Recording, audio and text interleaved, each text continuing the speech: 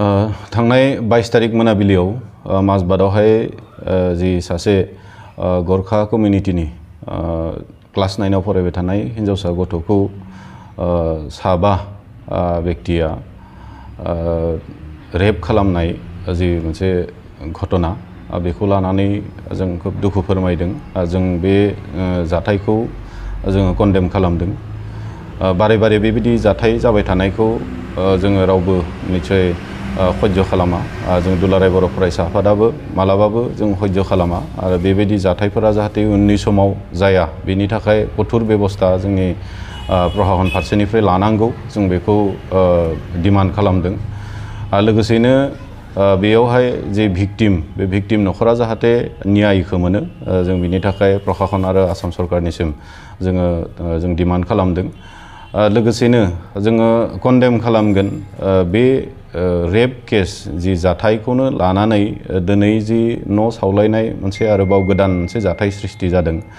बे जाथायखौबो दुलाराय बर' फरायसा आफाद उदालगुरि जिल्ला हिसाबै बा दुलाराय बर' फरायसा आफाद हिसाबै जोङो कन्डेम खालामदों। मानोना जोङो बे बिटिआर बाखिफ्रा साफ्रोमनिबो सेस्तानि गेजेरजों जोङो मोनसे गोजोनखौ गायसननायनि मोनसे लामायाव जों दिनै आरो जोंनि ओनसोलफोराव मोनसे गोजोन थासारि दिनै जों मोनफैदों।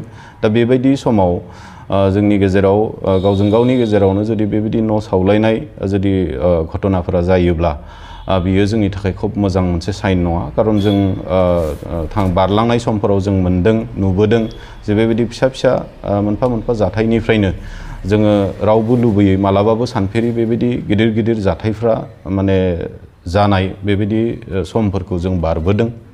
दा गतिके बेनिखायनो दा बेफोरबायदि जाथायफोरा जाहाथे जाया बिनि थाखाय साफ्रोमबो बिटिआर बाखिफ्रा बा जोंनि उदालगुरि बाखिनि साफ्रोमबो व्यक्तिफ्रा जाहाथे खामानि मावो जों बेखौ खावलायगोन। बयबो रायजो राजानिसिम जों खावलायगोन।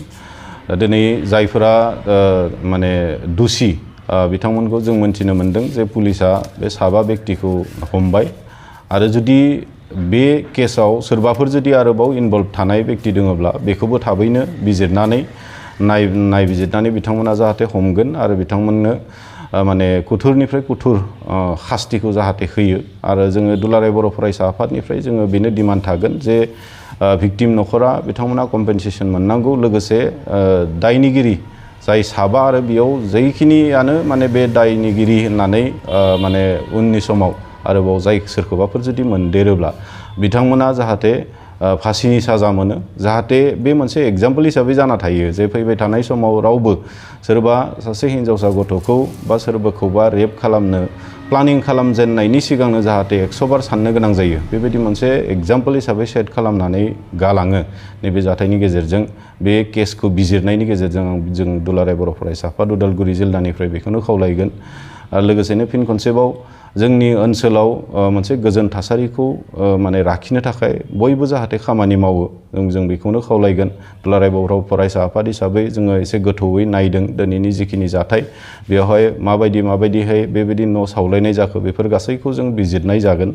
जों नायदों आरो माबायदि मानसिफ्रा इनभल्भ जानानै दङ बेवहाय जानो हागौ बेवहाय सोरबा गुबुननिफ्राय फैनानै थार्ड पार्टिफोराबो जोंनि ओनसोलाव माने बेबायदि गुबुंले थासारिखौ सृष्टि खालामनो नाजानाय बेबायदिबो थानोबो हागौ। बेफोरखौ जों एसे नायबिजिरदों। खारन जोंनि ओनसोलाव सानफ्रोमबो बेबायदि सिगां समफोराव जों नुबोबाय सोरनिबा एसे उसुथुनि होनायाव सोरबा गुबुननि माने बेबायदि उसुथुनियावनो गोबां समफोराव गिलु बालु थासारि जोंनि बे ओनसोलफोराव जालांबाय। बेबायदि समफोरखौ जों बारबाय। दा बे हिसाबै दायो नैबे मोनसे गोजोन थासारि गायसननायनि थाखाय जोङो बयबो खामानि मावबाय थानाय समाव दा सोरबाया जोंनि गेजेराव बेबायदि फैनानै बेबायदि अखान्थि मोनसे परिबेस सृष्टि खालामफैनायखौ जों मालाबाबो माने हय्य खालामनाय नङा। दा बिनि थाखाय जों दुलाराय बर' फरायसा आफादाबो खामानि मावगोन आरो निश्चय प्रशासनाबो बेबायदि माने मोनसे गाज्रि थासारिया जोंनि जायगायाव सृष्टि जानायनिफ्राय होबथानो थाखाय जिखिनि राहा लामा लानांगौ बिथांमोना लायो। आं बेखौनो खावलायगोन। जोबथारनायाव फिन खनसेबाव माने प्रशासन फारसेथिं माने जोंनिफ्राय बे खावलायनाया थागोन जाहाथे बै जायफोर माने दोषि बे दोषिफ्रा जाहाथे ओरैनो माने बारग'लाङा बिनि थाखाय कठोर शास्तिया जाहाथे माने गणतान्त्रिक पन्थानि गेजेरजों बिथांमोना जाहाथे मोनो आरो जोङो दुलाराय बर' फरायसा आफाद हिसाबै जों हदायबो जों मोनसे गणतान्त्रिक मोनसे पन्थानि गेजेरजों जों खामानि मावबोबाय थादों आरो बे हिसाबैनो प्रयोजन जायोब्ला बै भिक्टिम न'खरनि थाखाय बा भिक्टिमनि थाखाय मोनसे न्यायखौ नागिरना होनायाव जोङो कोनो गणतान्त्रिक पन्थानि गेजेरजों जों खामानि मावलांगोन आरो बयबो रायजो राजाखौबो खावलायगोन बेबायदि माने हिंसायारि आखुजों मालाबाबो जोङो न्यायखौबो मोननो हाया बेयो अकल जोंनियाव अनिस्थल'सो लाबोयो दा बिनि थाखाय गणतान्त्रिक पन्थानि गेजेरजोंनो जोङो बै भिक्टिम न'खरनो जाहाथे न्यायखौ माने होनो हायो बिनि थाखाय बयबो जाहाथे खामानि मावो बेखौनो खावलायबाय